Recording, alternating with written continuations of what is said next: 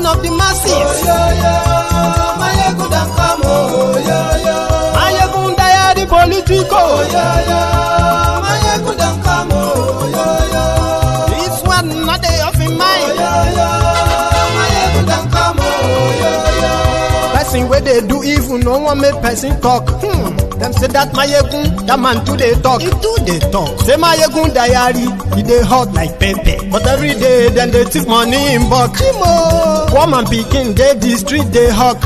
Still them talk, say, make we no talk. But thank God, say, Mayegun don't come. So my people make you laugh. Oh, yeah, yeah. Mayegun don't come. Oh, yeah, yeah. My people make you shout. Oh, yeah, yeah. Mayegun don't come. Oh, yeah, yeah.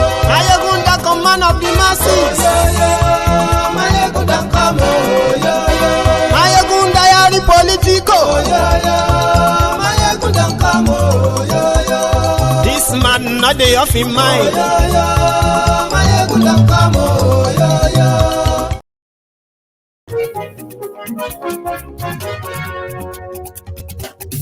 Hello there. Mayegun làwa mọ̀ làmọ̀ dódódódó. Mayegun diary. Good morning to you, good afternoon to you, and good evening to you from wherever you are watching from. This is Mayegun live. Mayegun ti dé o, ọ̀rẹ́ ara yìí. Mayegun diary. Number one. Lórí Facebook, lórí YouTube. Mayegun diary. Number one. Please share this broadcast. Invite your friends, invite your not so friendly friends, and tell them, Mayegun ti today o, mo tún ti dé o. Mayegun diary. Number one. Bó bá ṣe eré, àní Mayegun máa wí. Mayegun diary. Number one. Ó sì tún ṣe eré, wàá gbọ́ níbẹ̀. Do you even understand what that means, right? That's part of my song. That if you do well, Mayegun will say. And if you don't do well, of course, Mayegun will talk. Mayegun diary. And as for Godfathers, no. Don't even bring them close. Kẹ́gbọ́rọ̀ lẹ́nu. Mayegun diary. Number one. Àní Mayegun làwa mọ̀ làwa. After the lie about a student loan, they have come up with another one. Youth loan. You just need to be patient a little bit more, and the hardship will make sense. Share the broadcast. Mayegun ti dé, ọ̀jẹ̀lú ẹ̀ súnra kì. Mayegun ti dé. Àní ẹ̀ súnra kì. Mayegun ti dé. Lórí Facebook. Mayegun ti dé. Ladies and gentlemen, brethren in the temple of truth, have you been following the coup in Niger Republic? Boko Haram destroyed Nigeria, and it felt like it would go and retire in Niger Republic. I don't think that is going to happen anymore. Àní ẹ̀ súnra kì. Mayegun ti dé. Presido bá rúfin o. Mayegun mami. Àní ẹ̀ súnra kì. Mayegun ti dé. Gómìnà kówó jẹ. Mayegun mami. Àní ẹ̀ súnra kì. Mayegun ti dé. Ọlọ́pàá ti ń darí fa. Mayegun mami. Àní ẹ̀ súnra kì. And of course, Mayegun ti dé. Aṣòfin tí ń rúfin o. incoming ministers, Ali Baba and 28 thieves. One of the thieves was in fact speaking in tongue to celebrate the new sort of, what do you call it again? Promotion or invitation to the table. Come and chop. Àní ẹ̀ súnra kì. Mayegun ti dé. Ọ̀jẹ̀lú ẹ̀ súnra kì. Mayegun ti dé. Àní ẹ̀ súnra kì. Mayegun ti dé.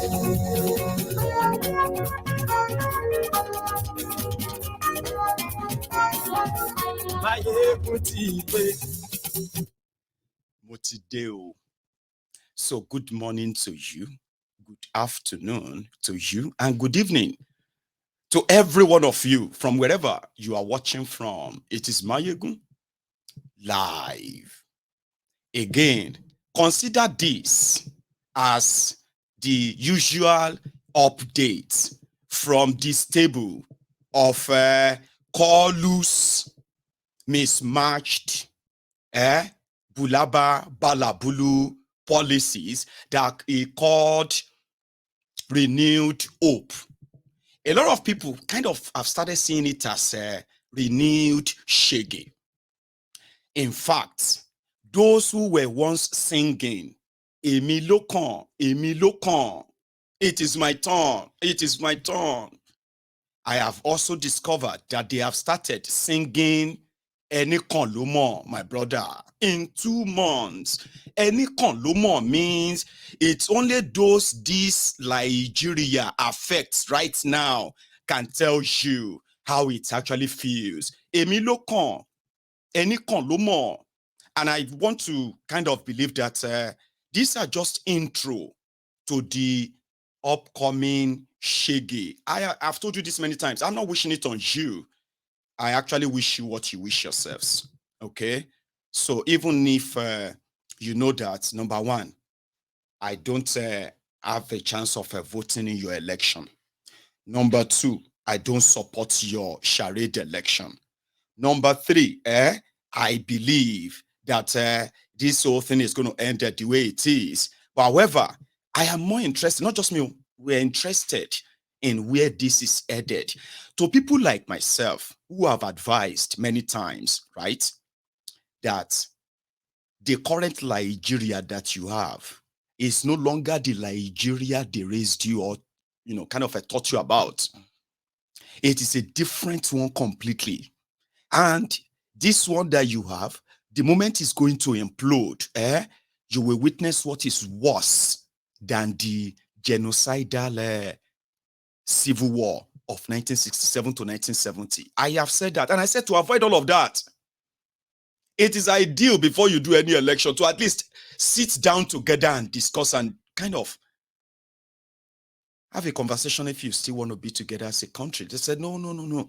Once we get to election, we'll kick them out and all of that. That's okay.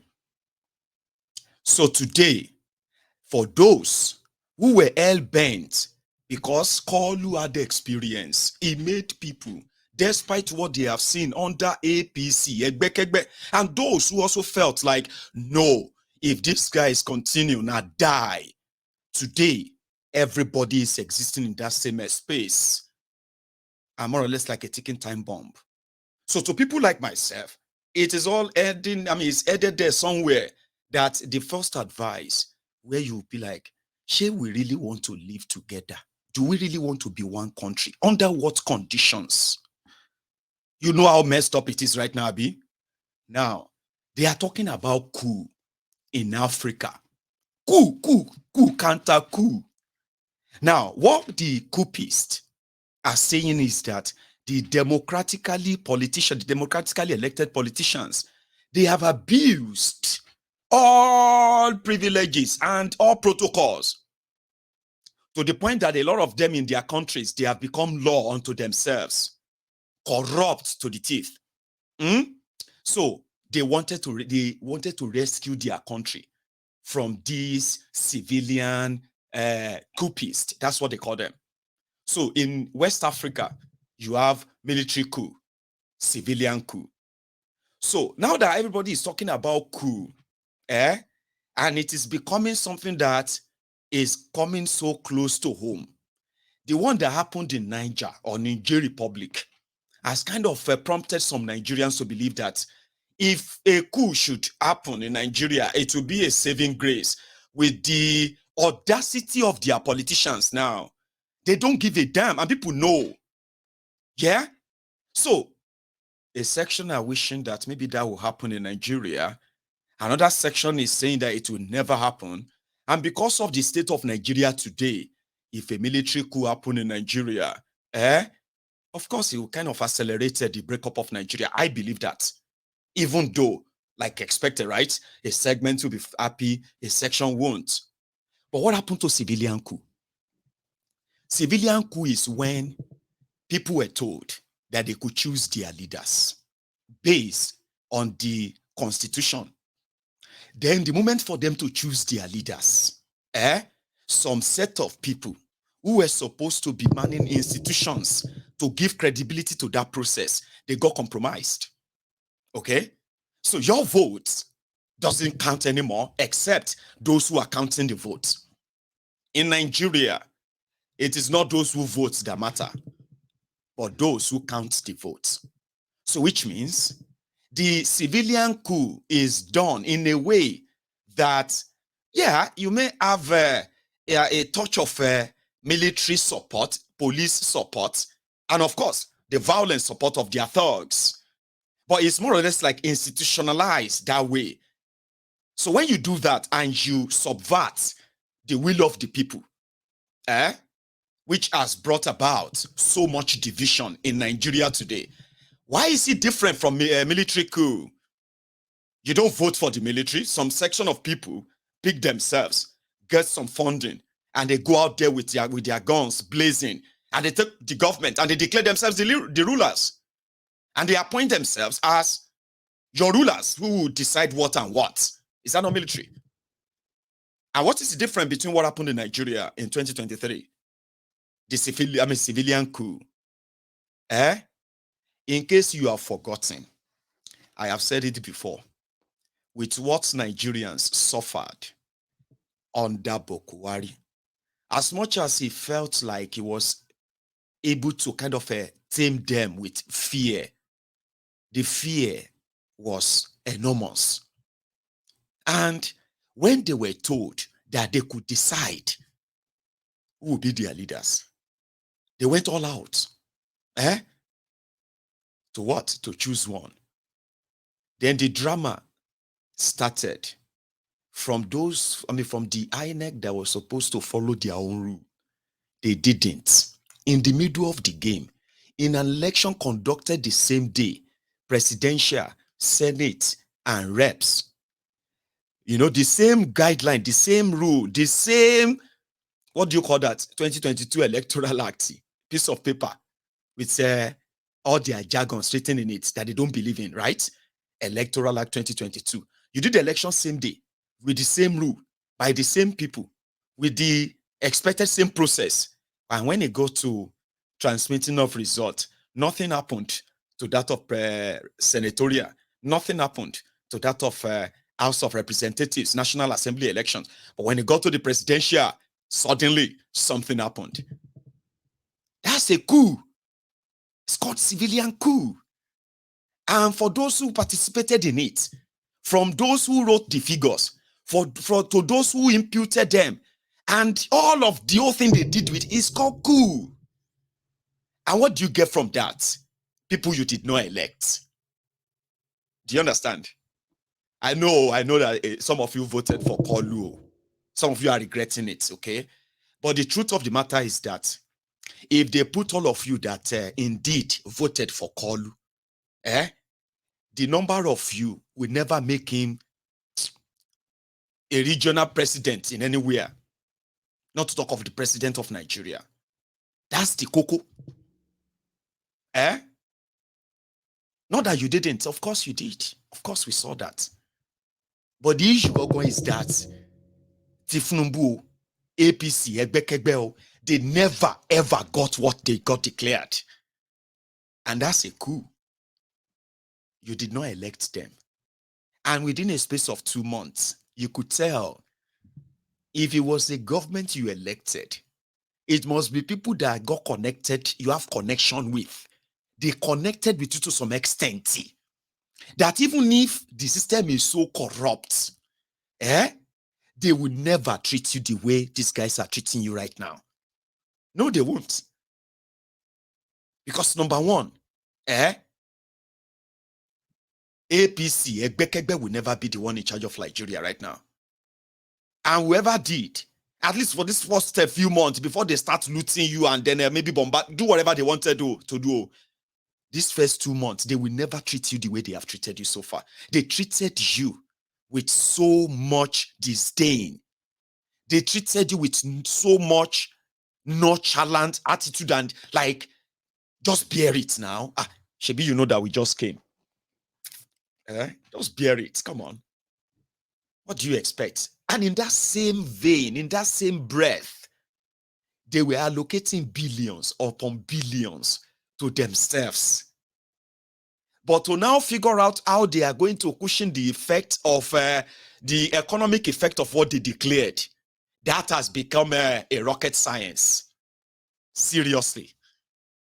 Can't you see that? There is disconnection. There will always be disconnection when you did not elect them. So legitimacy problem. Kamala Harris, the vice president of the United States of America, tweeted this afternoon, and I bet she did last night, but we saw that this morning, right?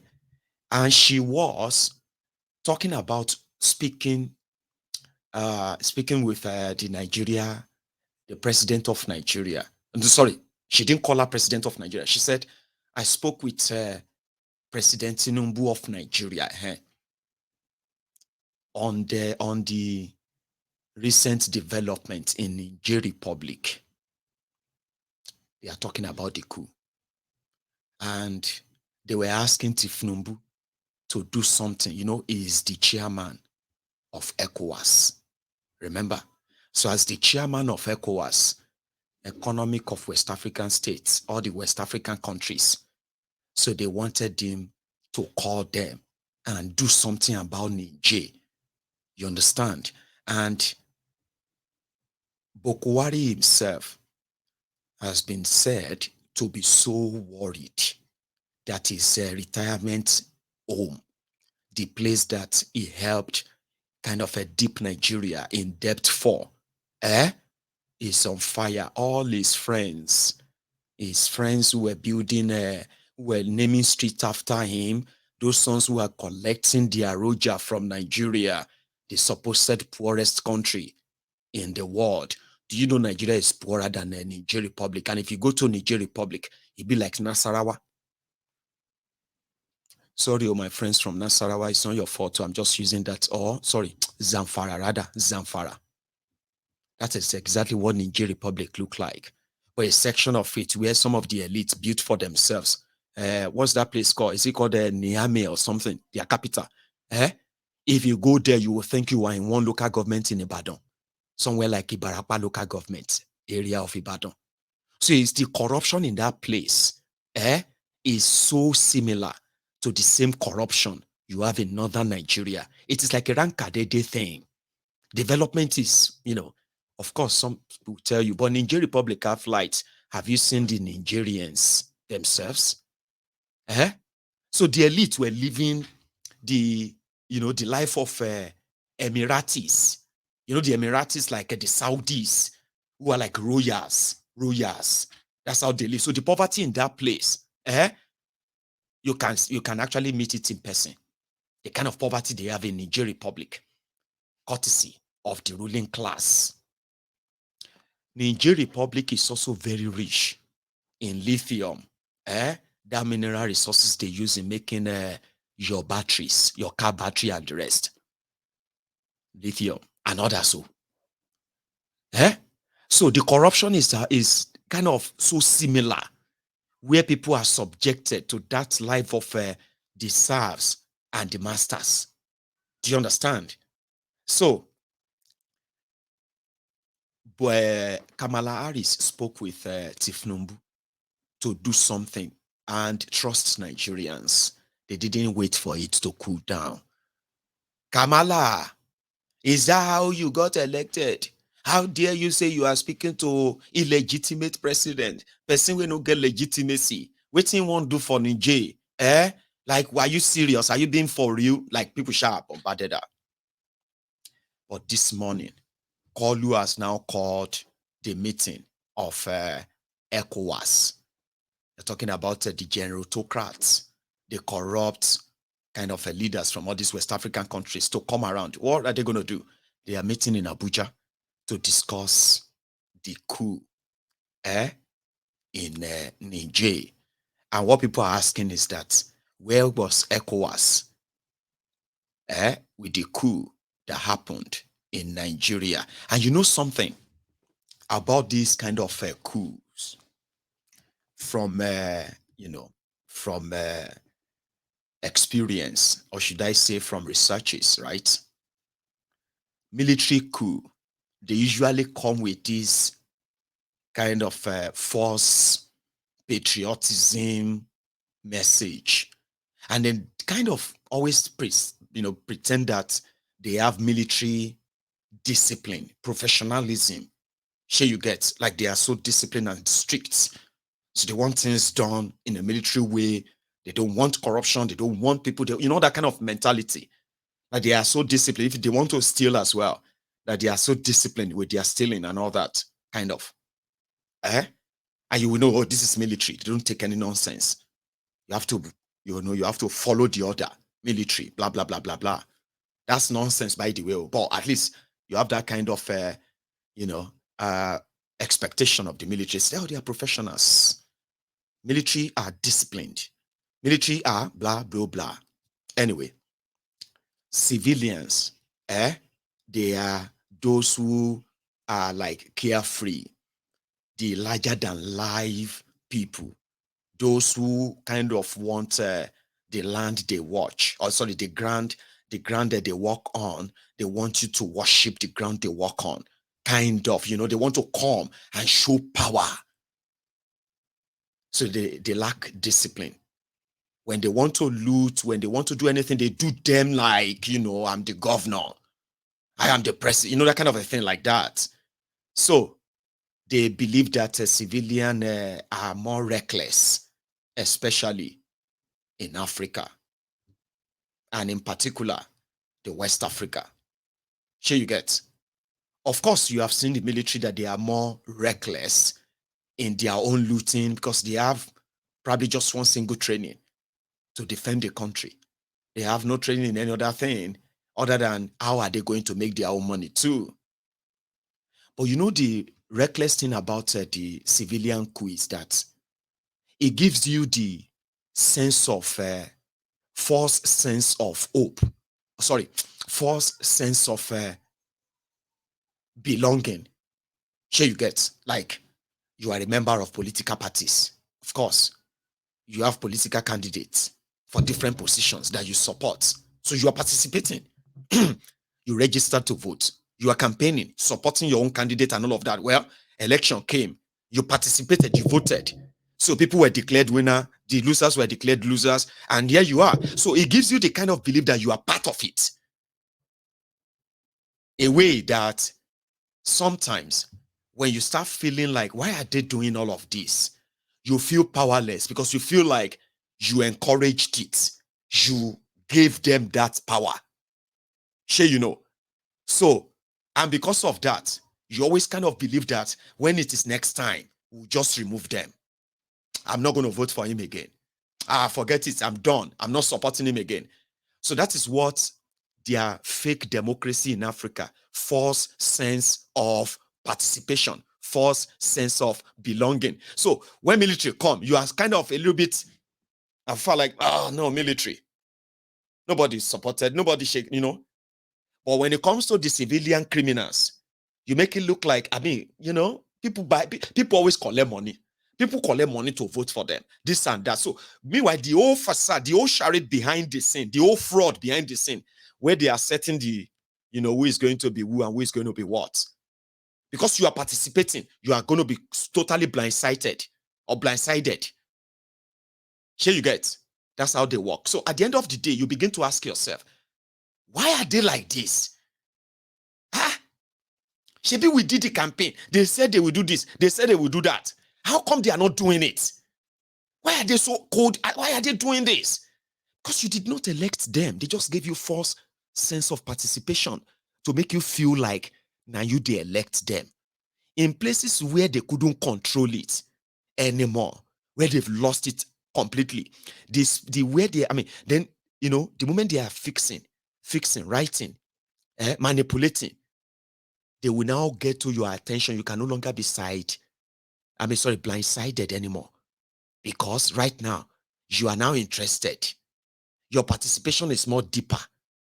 And being that deeper is what has brought about what you have in Nigeria today, where a lot of people are now interested in how people emerge to represent them and the rest of that. When they now discover that they didn't vote for majority of them, they saw how they got fenced out by the system. They saw how they got sort of a disenfranchised by the system, where people registered, they couldn't get their voters card. But their voters card were being discovered inside their drainages, gutters, dump sites, soak away everywhere. And you were asking, how did they get out of the INEC facility? And they got dumped somewhere, and the people, the owners, couldn't see them. You are asking yourself, that's called, systemic rigging. Sure, you get. So you started seeing that, oh my God, we didn't vote for him. Oh no, they lost in my own place. Oh, hey, they lost here. Oh, how did they declare that person? Now you are now interested to the point that you can see the fraud fully, and that is why you have what you have in Nigeria today. That months after they declared Kolu, a lot of you can't just accept it. It's not possible. You didn't do this. No, you did not. And there are many across Nigeria like that you did not vote for them. As horrible as their election is, all right, you still did not vote for them, but they declared them anyway. So you are not happy. You feel cheated. You feel robbed. Abi? At this point, you don't even want the government. That's the feeling that people should normally feel when the military strike out the civilian government that you voted for. You get angry. You fight them.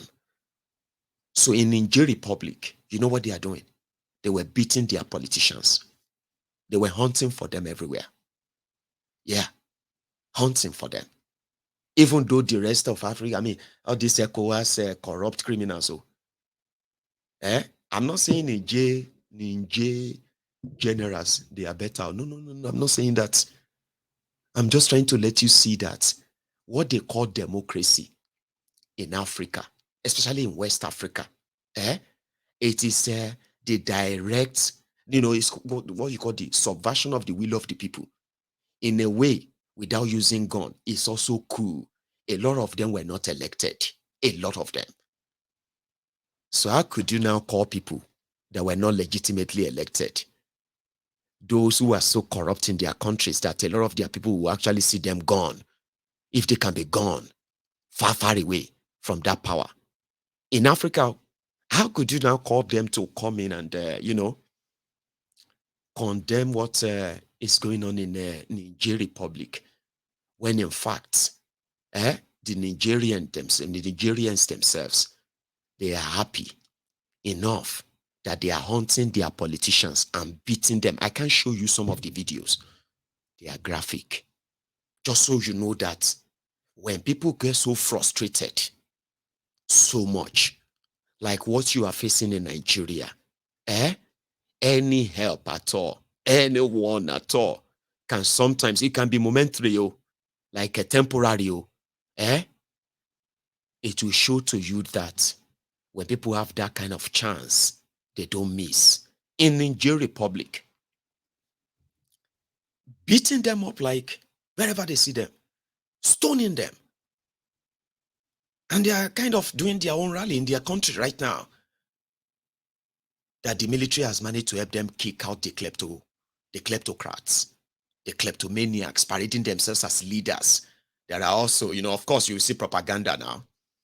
Propaganda like, the president of Niger Republic wants to stop France from taking their gold and their whatever. And that is why they send another. No. The whole truth, see, 2, 3 truth can coexist. Here you get. 1, 2, 3, 4, truth can coexist together.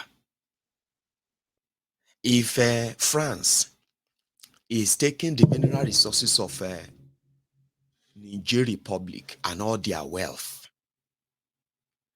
and their criminal democratic leaders are just there to take their share, enough to the point that their people have become so poor, very poor, Eh?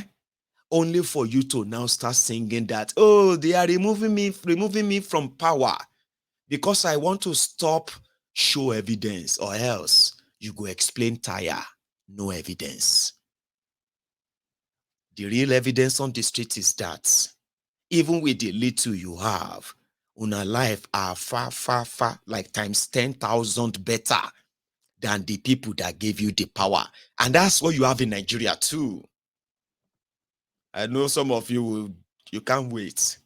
If something happen, maybe in a revolution or maybe in a military coup, anything, before you go after some of those politicians, even though you currently feel like they are so protected, but you can't wait. Some of you have seen some of the videos. A woman, they say she's a politician. One of the, like, she's not just politician, one of the public officials, elected officials or so, or more. A woman. I shared the video. Like few hours later, I was like, no, come on, this is so sad.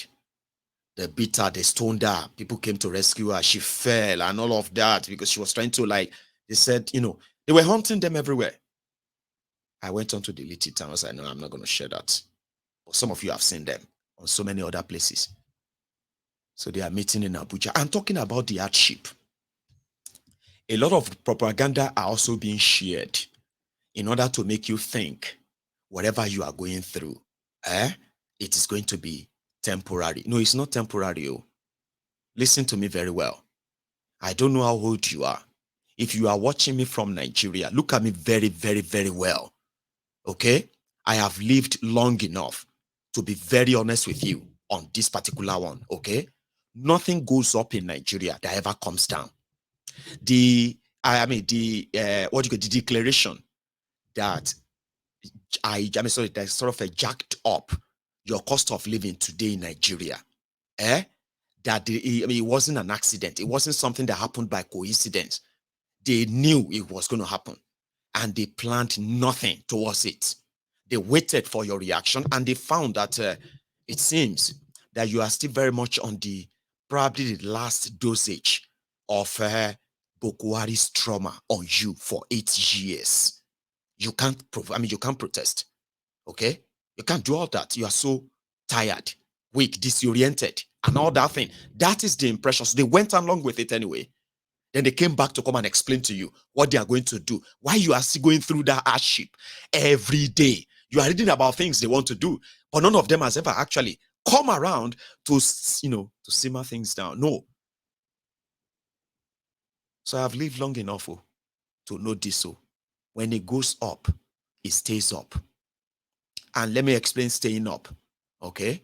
As it is right now, when they remove your subsidy, and as it is already affecting everything, your everyday life, including even your other, your main expenses like education for your children, your own health care, and so many other things that really matter in your life. They have all been affected now.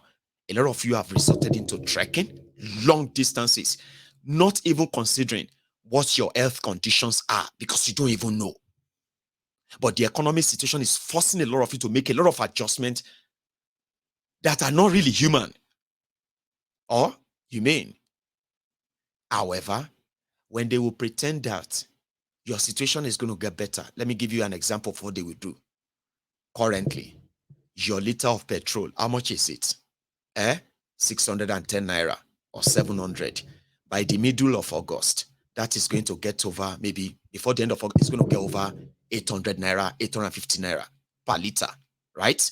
Now, around that time, they were hoping that they would have amassed enough kind of, dollars or money that they can then say, you know what? We're just going to pay the subsidy. Do you understand that? And that would be you back on that threshold, but you will never be back to 165 naira per liter again, ever. You will never go back to that. So when they start paying the subsidy, which is going to be what they are going to do, when they start paying it again, they will say, oh, a liter of petrol has now come down to 600 naira or 550 naira. Now remember, this is still pretty much like a 300% increase to what you used to pay, right? When they say they remove the subsidy, but they will return it. But when they will return it, they will pretend that they are returning it slowly so that they cut the price, but it will stay there. And that's how everything else will stay. Okay? They are already saying they are adding 10,000 naira to the salaries of state workers. Others are being encouraged to add 10,000 naira and me, probably give 10,000 naira as a palliative to the poorest in your local government and the rest of that. All of these are going to be temporary drama until you are used to where they want to put you and you stay there. I don't know how it's going to be for you then. Maybe your minimum wage will be increased to 45,000 or 50,000 naira. They are saying they want to increase your, muting. They want to increase your minimum wage to what? 200,000 naira. It's not going to happen. Do you understand? Already, some of the states are already paying extra 10,000 to make it 40,000 naira. That's the palliative they are promising you. 10,000 naira for those who have jobs, okay? Then the federal government will say, we have also increased the minimum wage to 50,000. That's them as saying they are adding 20,000 naira to your salary. And guess what? By the time this whole thing comes down, you realize that the devalued naira, no matter how much, even if they increase your minimum wage from what it is right now to 500,000 naira, they are just putting more trashy paper in your pocket and putting some bogus number on your screen, the screen of your phone app or bank app. The worth of that money with what they are doing will continue to make it 500,000 will continue to look like 50,000 naira. And they don't even have a plan of giving you that much. That's what actually makes it even worse. So everybody will stay there. More people are going to delve into poverty. More businesses are going to fold up. Okay? But these guys, they're going to spend more money on propaganda. Like, you're going to leave and sit down and be like, are they talking about Nigeria? However, those who knows that when it comes to what Nigeria has entered, is more than one chance, whatever you want to call it. Okay? They are already booking their space on the table. Okay? And from my own experience, a lot of you probably have no idea how bad it is going to get. You have no idea. Prayers will not stop it. Do you understand? Propaganda will not change it. These guys and what they will do, every one of them, in the space of a year or two, it will be very bad. And it is not about wishing it on you. I can tell. So, APC, Egbekegbe, their youth wing.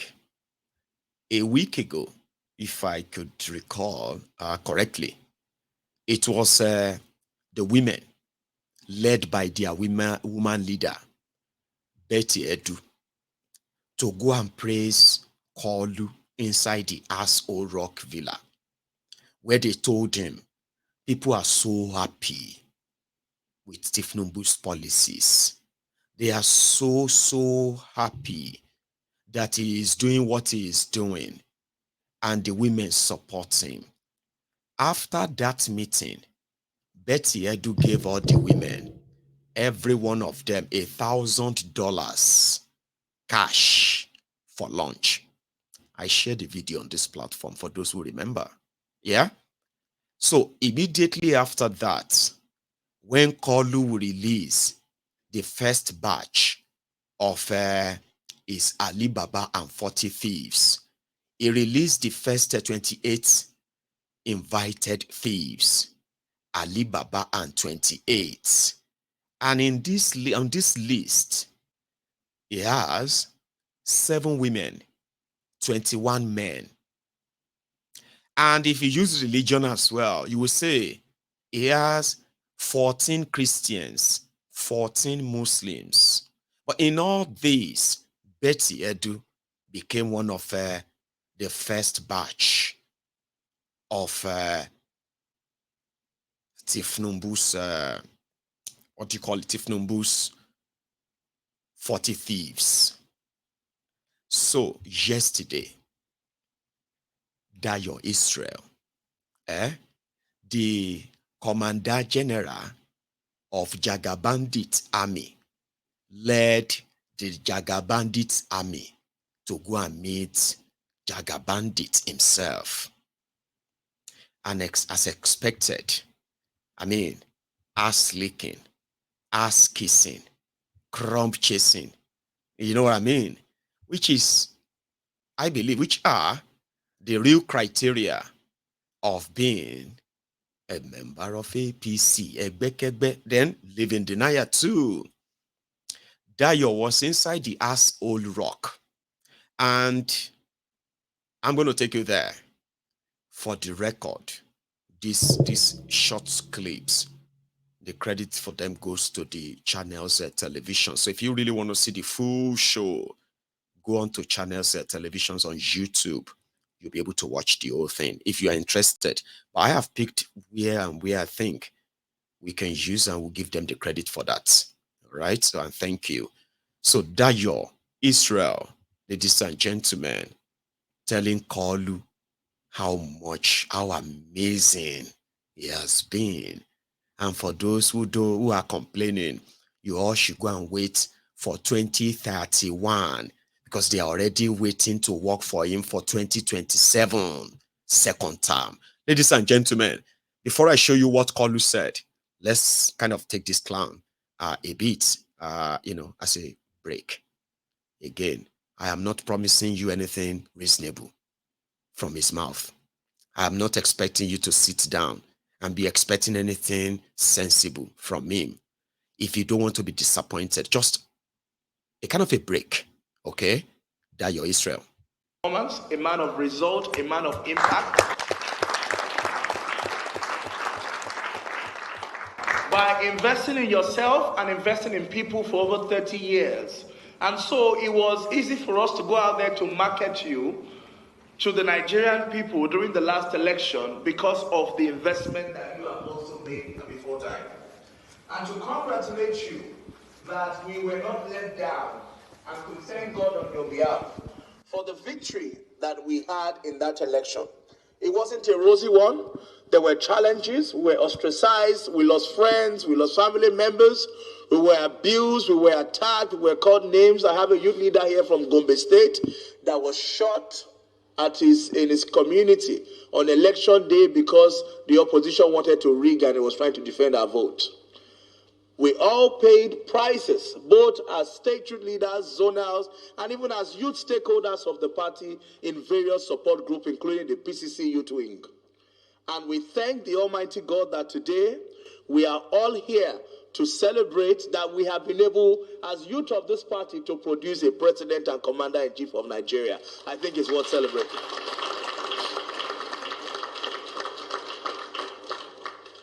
Mr. President, we also want to come to say a big thank you for what you have begun to do. They have called you Baba Go Fast for the remarkable impact that you have made from your swearing in, first announcing that subsidy is gone and putting Nigeria on the trajectory of progress and making tough decisions, which is what leadership is all about. If only the decisions that you have made in the last 60 days thereabout have been made in the last 60 years of our independence, Nigeria will be a better country than what it is today. The student loan that you have introduced in your first month in office, the food security initiative that you announced last week, the deregulation of the forex sector, which is now being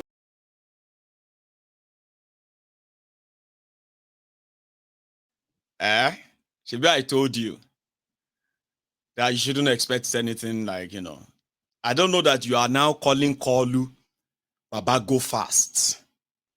Wow. So some of you have been lying to us that things are hard. So you're actually happy with Kalu. That's what Dayo Israeli, was telling him last night. Here is another one. Some have called it different names, but it's strictly deregulating the financial sector and forex.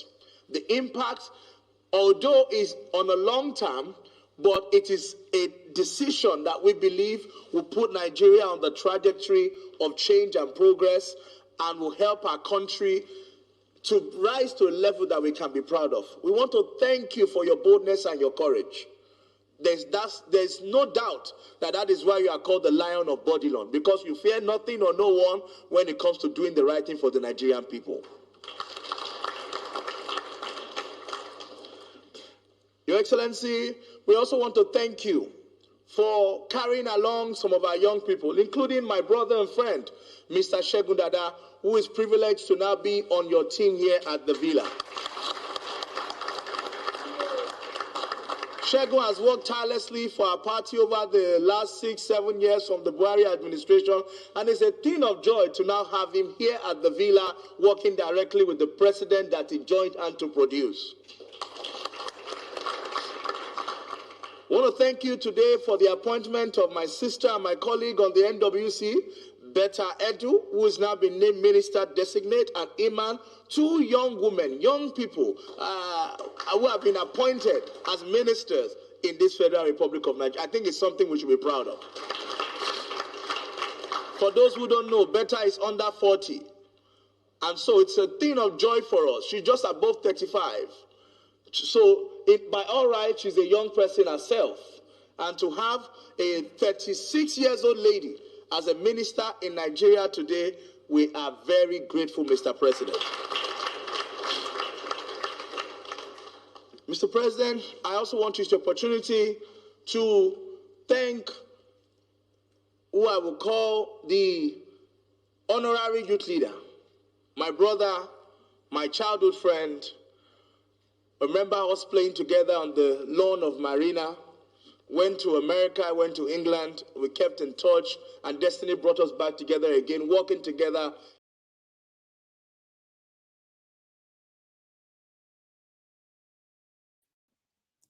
Dayo Israel. He is also a pastor, by the way, a Redeemed Church pastor, just for, here you get for clarity. He's a pastor. And this is the interesting part, where, according to him, by the time you get to 2027, you will be begging Kolu to go again, and they will be ready to do it again. That's the part I'll show you. And say, but we did this back for you, and we did this back for you.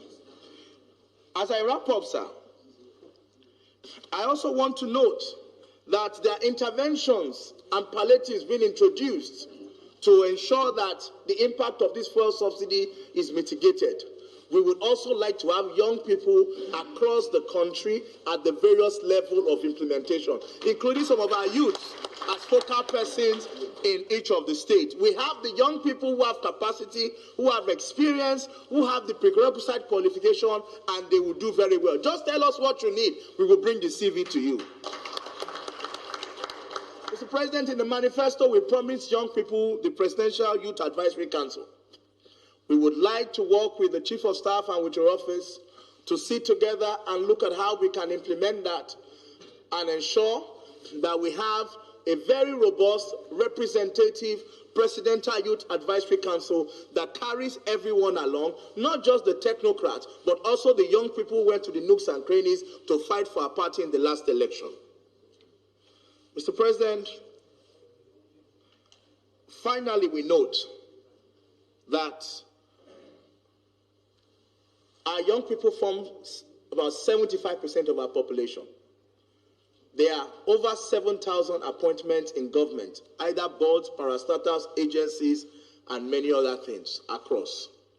We, as the youth of the party, are requesting that you kindly, as you begin to fill those positions, consider at least 15%. We're not going to be like the women asking for 35. At least 15%.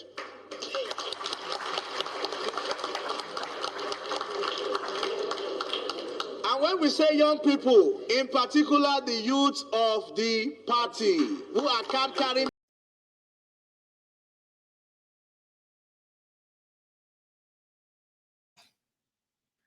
Dayo Israel was pretty much pleading that they should be rewarded with appointments, okay, as a show that the government cares about the youth.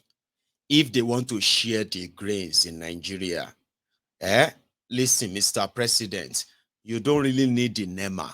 All right, we the youths, we can do it. I can bring you a lot of people that can walk around the country. Give us that job. You also have over 7,000 positions, board, everything. Give us some of them too, so that by 2027, yeah. Our card carrying members, so that in 2027 they can go back and proudly mobilize additional votes for us for your second term. I want to thank you, Daddy, again for seeing us, for carrying us along. We know and we are assuring Nigerians who are calling us every day that fuel is now 617 naira. We tell them it will always get very tight before it gets better. We trust and we have full confidence in the man on the steering.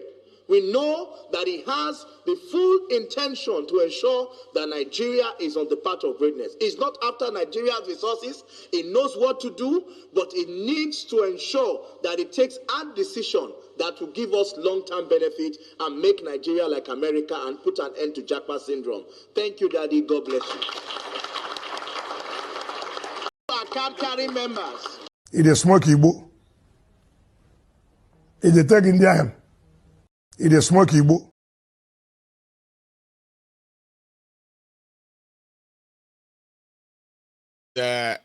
His message is clearer now, isn't it? You need to give us something, compensate us, so that by 2027 we can go back and tell people to mobilize for you and all that, which is what they do anyway. We call them political jobbers. A lot of them, young people like that, okay, in APC, in PDP, they are like practically, they are jobless per se. You see, this politics is career for them, which is all right if it was for good thing. It was pretty much for survivor, so to say, survivor. Appointment, slot, project, any contract, all these are what they are chasing. A lot of them want to be appointed into political offices. They want to become SAs, PAs. And because of this, as what they choose, they decided to make themselves available to mislead the rest of young people that probably have no clue or no idea. So when these whole lies and all that are done, so they kind of hang on to get appointment because people are going to be going to them. A lot of people are begging them for money. So they have no job, no means of anything. They need government money. So give us appointment so that we can take care of people who are also begging us for money. Party members that are saying that they are hungry. Give us something so that we can be able to give them some, That's what they do. I have seen them up close. I can tell you this for free.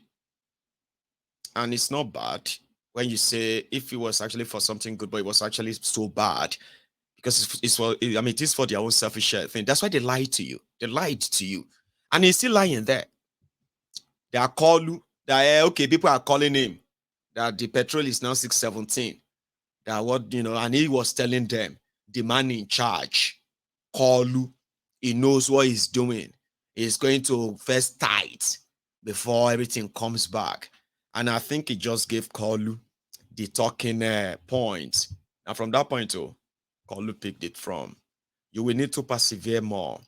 Or maybe I should tell the microfinance banks to start giving you loans. And all of that bala blue nonsense. Again, ladies and gentlemen, the credit for this video also goes to the channel's television as well, in part, because, if you want to see the full show on it, or full video, go on to channel's YouTube page, okay? You'll be able to see everything there, right? But partly here, Kalu responding, and in fact, sending his own direct message to the rest of you. You need to wait a little bit more, okay? And we are doing everything. I want to promise you one thing again. Or should I say, I want to warn you. This clip is about 6-7 minutes long, okay? And I promise that, please, don't get angry, don't get mad. And don't look forward to listening or hearing anything reasonable, okay? Just call it a pastime. I don't know, right? Call you. I am greatly honored and grateful to all the youths across the country, represented by you, the good and energetic members of our party. I want to say thank you very much for all the work you've done and you've been doing and you are still going to embark upon for our great party. I thank all the youths and the young women who are part and parcel of our struggle to bring prosperity to the country. It has been a very serious journey. God answered our prayer. He gave us this victory and the honor to be here. I want to say thank you once again for all the work. To all of you, I made my pledge to the country that no decision will be difficult for the good and prosperity and unity of our country. I still stand by that pledge. So thank you, the leadership, both men and women, for the understanding that to reform is not going to be easy. But it's for a future.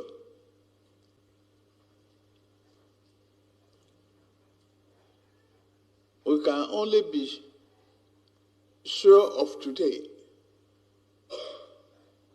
But cast your mind back to your childhood.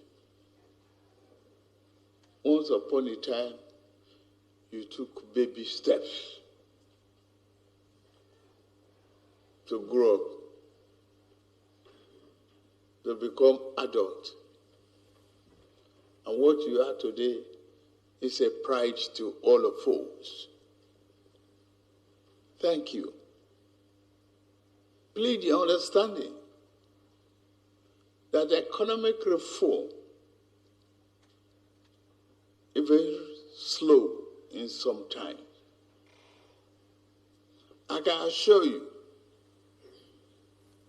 that I understand your pains and the pains of your uncles, brothers, and your moms. I understand. I feel it. It is not easy to get out a monster of over 40 years that is called subsidy.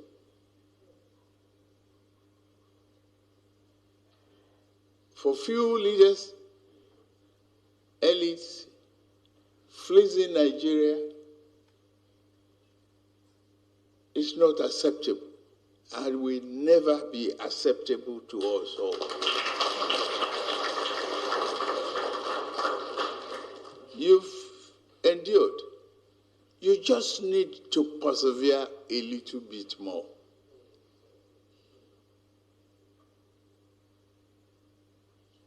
It's not going to be easy to make the changes necessary.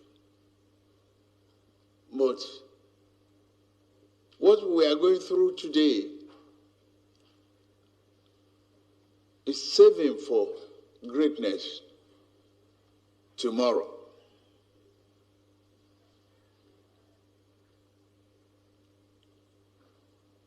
Things that we cannot afford,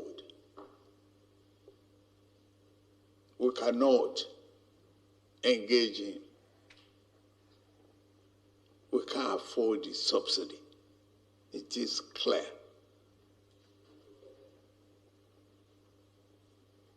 is meant for just a few elite. It's not beneficial to the generality and the greatest number of the people in this country.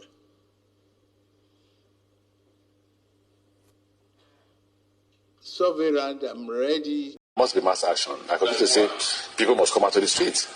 You see, one thing about Nigeria is the moment they see the police and the army, they run away.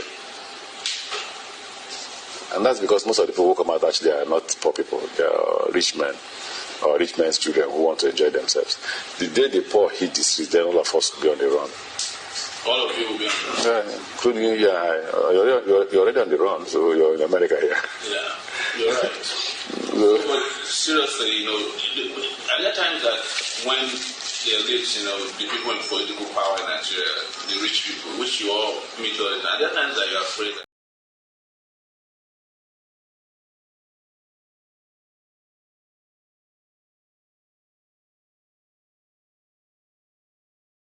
always delay? I'm going to fix that. Sorry about that, okay? I've got this audio that's always delayed, but I'm going to say this quickly, and then I'm going to give you the other part of a Coups part, okay? A lot of you have gotten to a stage. I mean, is it not too early for now to be kind of turning off your TV whenever Coups comes on your screen? I know a lot of people were doing that during the time of Bukwari.